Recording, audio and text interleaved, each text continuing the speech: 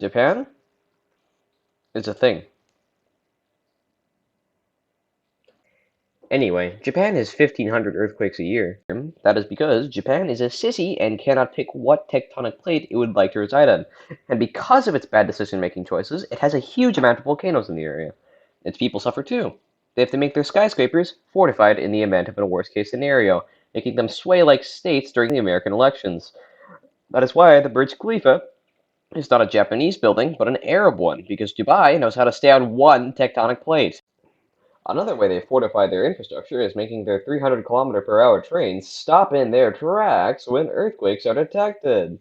I'll see myself out. I mentioned volcanoes earlier in the script, so I'll mention it again. There's a good 190 in Japan, and they really like to explode, and get a lot of news and charity drives, and then fall into obscurity not a week later. The volcanoes have made the islands bigger and have made hot springs, making tourists and natives alike have a fun time, but they also emit gases filled with silica, which is famously hard to get out of your lungs when you eventually breathe it in. Plants have the same effect. So, those social classes used to suck. The emperor, a puppet, most orders would come from him, but he didn't control the military. So the shogun, the military leader, gave orders through him. Every good puppeteer stays under their puppet, after all. The daimyo, basically the richest people around, hired samurai to protect their land, and they were only loyal to the shogun. The samurai was a mercenary that would swear allegiance to their boss and followed the Bushido code. Ronin, these were basically the samurai whose daimyo died, or just didn't swear allegiance for one reason or another. The peasants, the average jin, they basically do all the dirty work that doesn't involve fighting or building or making hardware and stuff like that.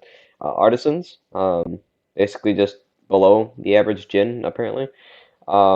They make the swords, and then the merchants. They were basically the door-to-door salesmen that sold everything they could get their hands on. If you gave them a price, they'd probably sell you a ream of paper.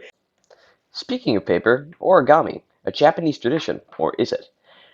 Coming from a few Chinese Buddhist monks who decided it would be funny to fold some paper one day, the new art, origami, coming from ori, to fold, and kami, paper, was only used for religious rituals, but after the Japanese made their paper production skyrocket, the amount of paper cuts did as well.